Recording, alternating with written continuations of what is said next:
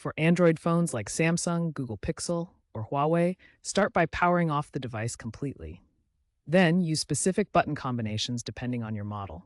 For Samsung, press and hold volume up and power buttons. For Pixel, it's volume down and power. For Huawei, volume up and power. Hold until the recovery screen appears. In recovery mode, use volume buttons to navigate to wipe data, factory reset, and confirm with the power button. This will erase all data and restore factory settings. For iPhones, there are two main ways to reset. For a force restart on iPhone 8 and later, quickly press and release volume up, then volume down, then hold the side button until the Apple logo appears. For a complete factory reset, go to Settings, then General, Transfer or Reset iPhone, and select Erase all content and settings. This will wipe the device. After the reset, during the setup process, sign into your accounts to restore data. For Android devices, sign into your Google account to restore from Google Drive.